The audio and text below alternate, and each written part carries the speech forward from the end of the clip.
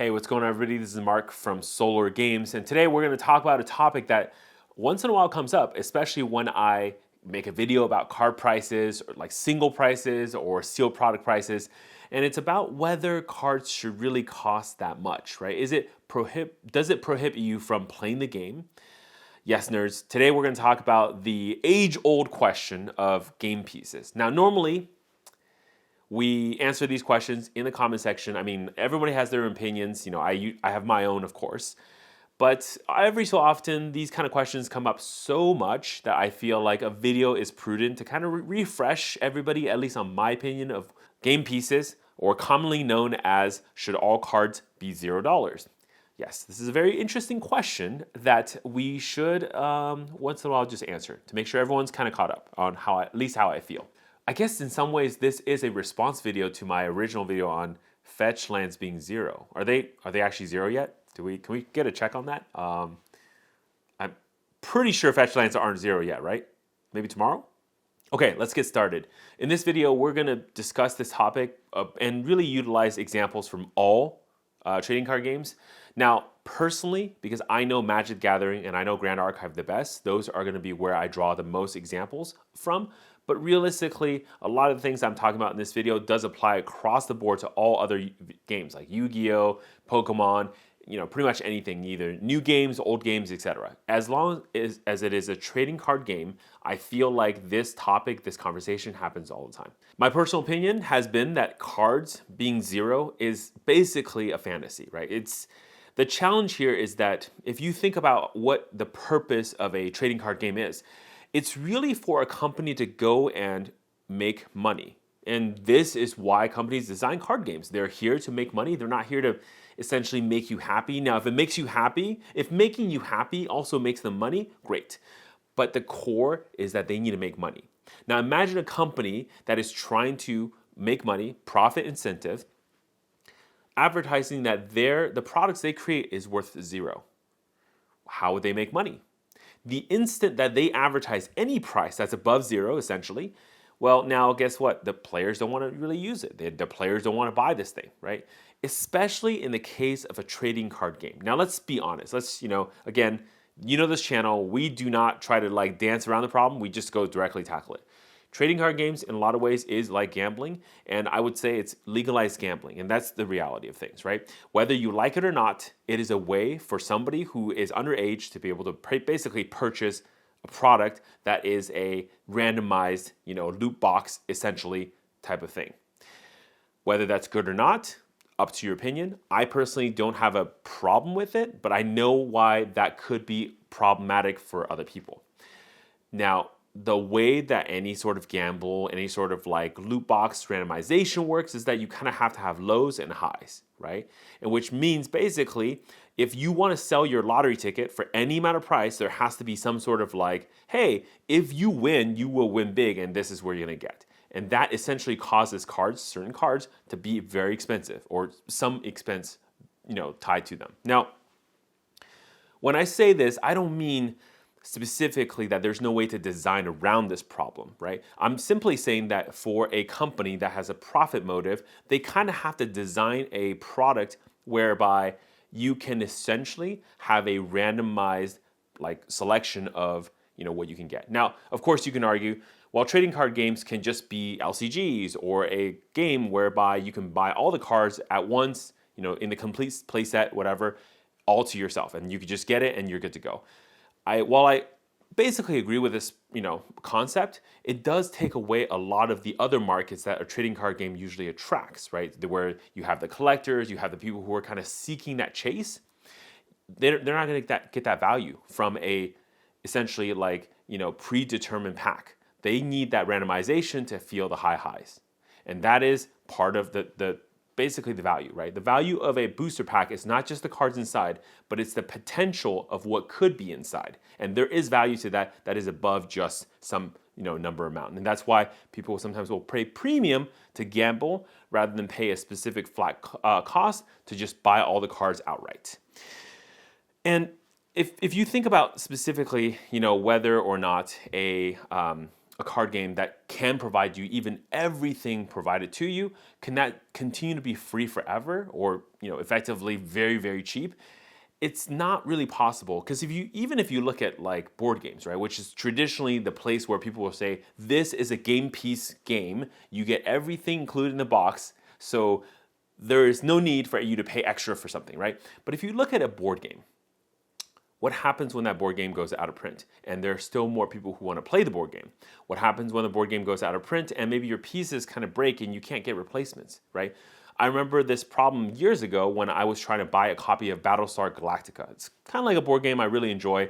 I think it's kind of fun. I wish I can have a copy where I can just play with my friends.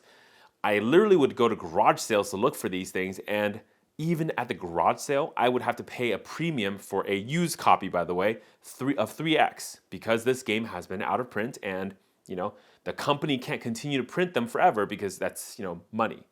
Because if they print too many, they have to store in a warehouse, that's cost, right? And that cost has to be shouldered by somebody. And if they print too few, that's exactly what I ran into, which is they don't have a warehouse cost. They can move on making their next game, but I have to pay a premium at some point later on because essentially, well, that's, the card is kind of like, it's out of print, right? So whether it be a game pieces, whatever. So unless a company is willing to continue print the exact same product over and over and over again, that's the only way to keep it cheap, right? So a good example of this would be something like Monopoly or some other, card game, Uno, that you can basically, it's the same game, it's fully encapsulated, it doesn't change, and that's how they can continue doing that. But that's the key. The game doesn't change. Now, if you're a chess player, you like the fact that chess rules and chess pieces don't change, that's fine. But if you're a trading card game player, you are even any sort of like, game where the game has to kind of grow, evolve, and change, and you like that kind of change, well, guess what? The cards literally can't be free for the reasons I've already just mentioned in this segment.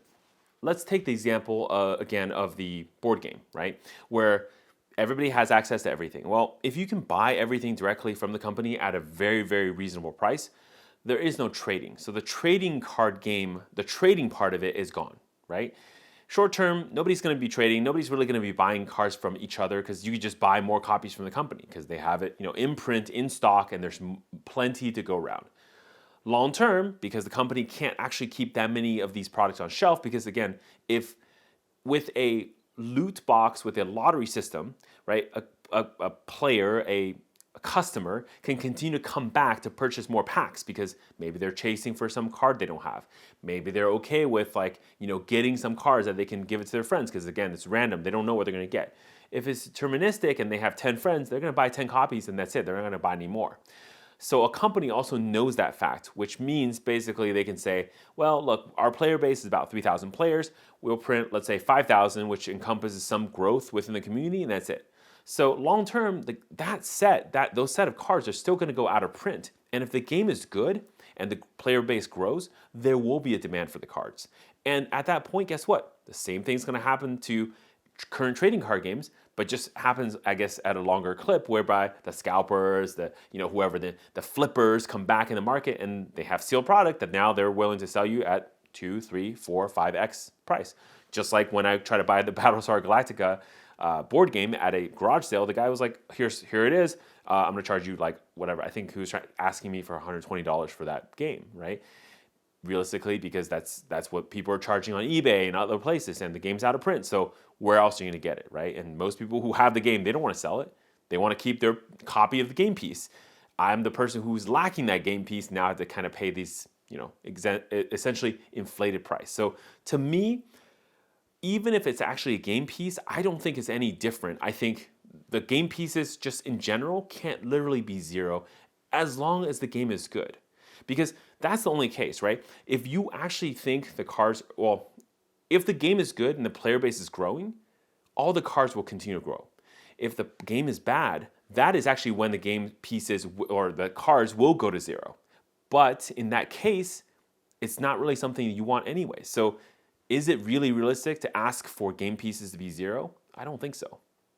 Now I want to take a perspective on the other side, right? Let's think about the people who want the card games and game pieces to be essentially expensive. Why do they want this? Oftentimes when I kind of present the idea from this perspective, people think about collectors, the scalpers, the flippers. They want it to be expensive so they can make money. That's true. I mean, if you think about it, an LGS is essentially a flipper, right? They're buying the product from distribution, who buys it from the company, right? The trading card company. And they want to flip it for a profit because they have to run a store, they have to pay their employees. They're not doing this for free. It's not a charity. They run a store so they can make money that they can support their family with, right? Just like how everybody kind of thinks about the whole system. Essentially, all of the economy, by the way, works this way. It's not really unique to LGS or game stores or people like me on the internet who sells cards, right? This is how it works. If there's no profit motive, I won't do this thing. Why would I literally open booster boxes, right? Take the risk and then sell cards at zero profit. That doesn't make any sense. Essentially, if that's true, I just quit the business because there's no point. Now, the misconception is the fact that like people like the scalpers, flippers, etc., are driving up the prices. I think this is only true if the system by which the randomization is designed is poorly designed. Like for example, right? A lot of like Magic is a good example here. In Magic, the cards that are usually pretty good are also of high rarity. This is kind of a problem, right? So essentially, if you think about building a deck of very, very good cards, etc., and you have to pay a lot of money for that deck because the rarest card that you need 4 copies of, right, Ragavan, for example, that's not as popular now, but it was, right? Orcish Bowmasters, etc. They're like rare or mythic rare, so they're the highest rarity. It's hard to get them. To get 4 copies of Ragavan, for example, you essentially had to open about like 4 to 8 booster boxes. Sorry, 4. Probably more like 8.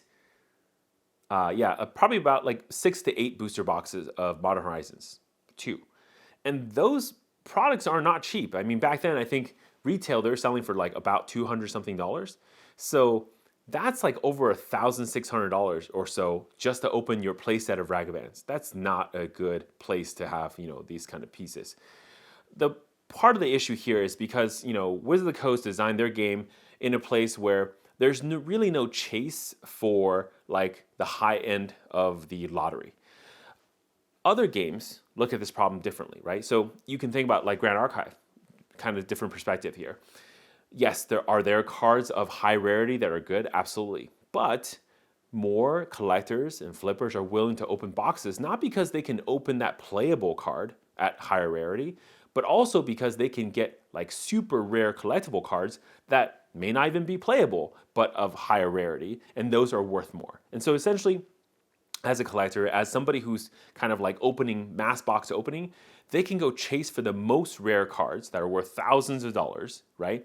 And then in the process of opening more and more product, they've actually created more supply in the market, which allows for cards to kind of come down in price because as soon as the cards go up, they look at the situation, they say, well, guess what? If I open a booster box of whatever, right? Even if I don't hit my super lottery card, I can basically get all my money back and try again. Okay, cool. Open a box, right? And they're opening boxes, selling all the singles, trying to chase for that one lottery card. Meanwhile, the players are sitting there waiting for all these boxes to kind of come to market or the singles to kind of come to market so they can go then buy the singles and build their deck. So this economy, again, it's not free. It doesn't make the cards zero, but it does help to maintain the price. Now, it doesn't drive the price down to zero, like I said before, but it does help you basically have some sort of stability. And if any card spikes up too much, then that equates to more products being opened, which equates to the price of those cards kind of coming down. And again, the hard part and the part that a lot of players cannot accept and where maybe a lot of this conversation I think is being, the genesis of these conversations or ideas or opinions is because it's not happening fast enough. A lot of times these adjustments do take time, right? As the card prices increase, that takes some time and it's going to look really bad. As the flippers, the people who are willing to mass box open are reacting to the card prices, that's going to take time. And as their reactions and bringing the cards into market, putting them up for sale, driving the prices down, that's going to take time. So sometimes, in a fast market, this could be as quick as 3 to 4 weeks, but it could be as slow as 3 to 4 months. And so sometimes you don't see the price come down until much, much, much later. And it makes it feel like that, it's impossible, the cards are way too expensive. In reality, though, it's just because it's a short-term shortage, right? And this happens a lot in, normal markets too. If there's any sort of shortage, well, essentially, that's just going to be like, cause a actual surge in price. Another reason that a lot of players, not just collectors, want cards to be expensive is because there's this kind of like beautiful cycle that kind of can happen. So as earlier I was mentioning, right, the collectors are there opening boxes, kind of sending more cards into the field. Now, the players can then take these cards, and if the creator of the game is pretty smart, they can run tournaments, they can run special events where you can win prize cards, and these are exclusive. And if the prize cards are worth a lot of money, then they can be resold back to the collectors who may not be interested in playing tournaments, but they're interested in collecting the cards. And so it's actually a pretty beautiful cycle. So the players buy the cards from collectors, right? Sorry. The collectors open booster boxes chasing for super rare cards. They sell the rest of the cards at a lower price to the players. The players now have access to the cards so they can play tournaments and win super collectible cards that they can then sell back to the collectors for money so they can fuel their next tournament or deck or whatever. And this cycle is actually pretty beautiful, right? So if it's run well, run properly, essentially you can have a cycle where both sides, the players and the collector, feel like they're winning, right? The collectors don't have to essentially compete, and they can purchase, the prize cards, the special rarity promo cards from the players, and the players essentially can get cheaper cards and effectively free cards because they can take, their playing winnings and then fuel that back into the game that they want to play. The beautiful thing about also if the cards hold value long term is because after a player is done playing or whatever, they can sell their collection back. Essentially, if they're pretty good at the game or whatever, they could have free rolled the whole way. Meaning they basically paid some amount of money initially to buy their cards, but because they've been winning prizes, tournaments, etc., they can essentially have enough money to go buy new cards for free. And all these cards at the very end can be sold back to a new player or back to some collector to then redistribute out, etc., or to a store, so the store can earn some money. But essentially, the player can actually cash out. And so in that last case especially, even a player who essentially wants cards to be free because they want open access to the game, kind of actually want the game to be expensive because when they quit, now they're looking at, well, how much money can I cash out? Because I don't want to just leave the game and then throw all the cards in the garbage, right? Because they're free. They actually want some amount of money for essentially the cards that they've built up and pulled together. And that's really the core of my point here, right? So nobody in the system, whether you're a player, you're a collector, a flipper, whatever, actually want the game to be free. They just want it to be cheap, accessible. That's the key. And they want it to be free only for a specific short amount of time, right? When they're purchasing, they want it to be free, but then when they're selling, they don't want it to be free. And that's kind of like how it works long term. What I think is more important is the fact that as long as we have stability and the accessibility given to the players, I think that's all we need. We don't really actually need to make the game free, essentially, for anyone. So the last point I want to bring up for today's topic is really around how much should cards cost? Well, I think Magic has created this, sense that all cards, the playable cards should actually be very expensive. And I think this is just actually wrong. I think there should be two tiers of cards, right? Collectible cards that are separate from playable cards. And the playable cards don't have to be very expensive. I don't think they should be free, but I don't think they need to be prohibitively expensive.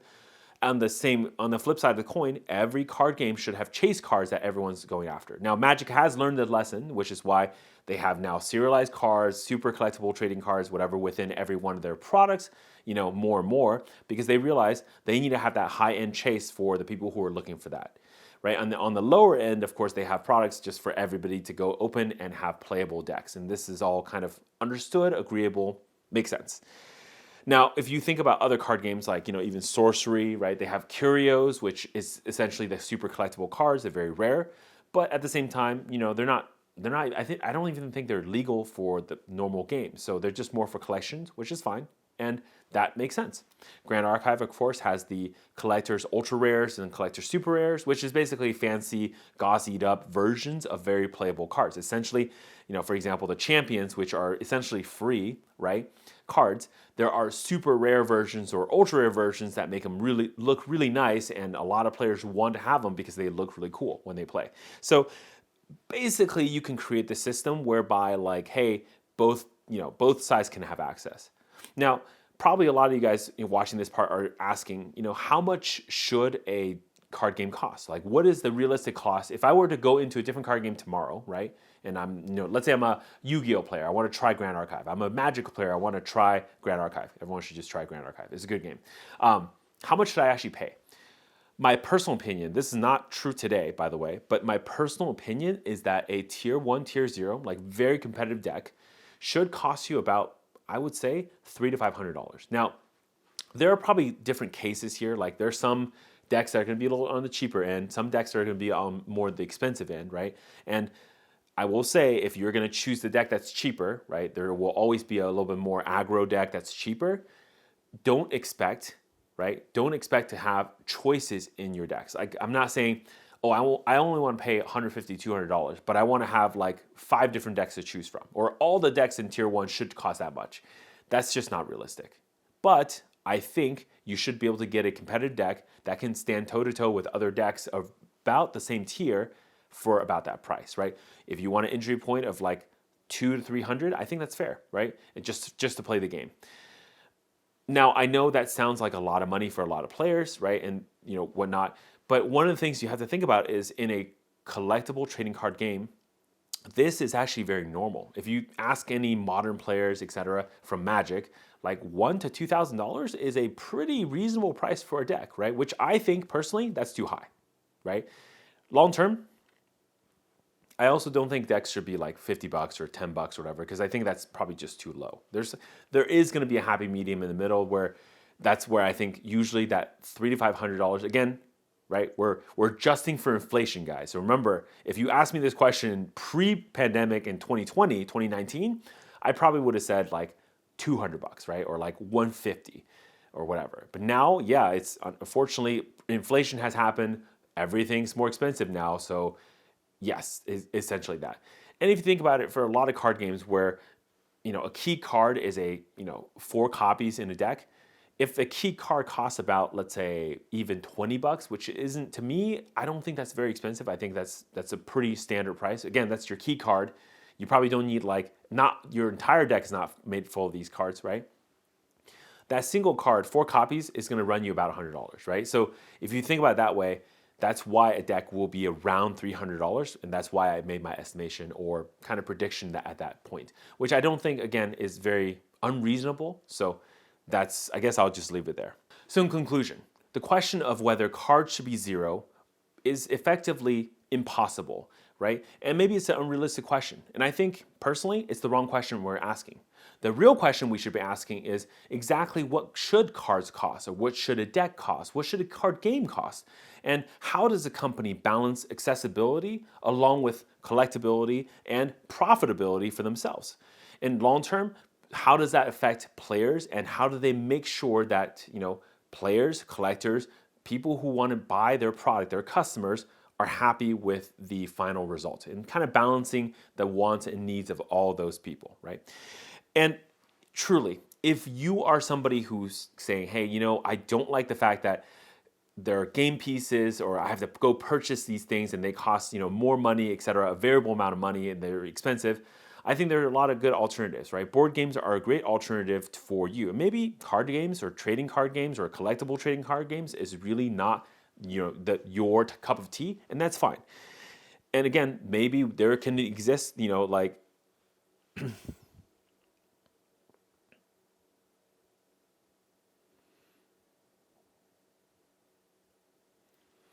and truly, if you truly enjoy a game where you have a fixed price, you get all the pieces you need, there are options to go just play board games. There are a lot of fantastic board games out there that I highly recommend, and you don't have to play the trading card game world.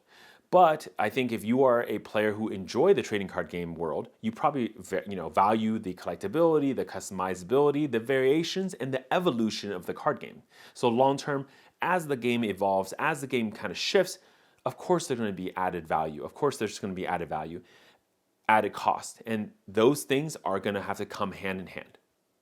While all companies struggle with this fact, some companies actually do have a pretty decent handle on exactly how to balance this. And again, they don't get it always right and they're adjusting as they go. But the truth of the matter is that a lot of companies are looking at this problem and they're changing it and they're figuring out what works for the customer, but also for themselves. And lastly, I just want to say, I'm fairly sure my audience are very reasonable. And you guys aren't really saying, hey, cards should be free or cards should be infinitely expensive. I think everybody just wants to be treated properly, fairly. And they want to make sure that if they're putting money into a card game, that it's worth your money, worth your time, worth your efforts, right? And those things are kind of not easily quantifiable because if a game is really, really good, maybe you're willing to pay more. If a game is really terrible, guess what? Maybe the cards should be free. All right, that's going to do for me for today. I'm Mark from Solar Games. I'll see you next time. Stay classy.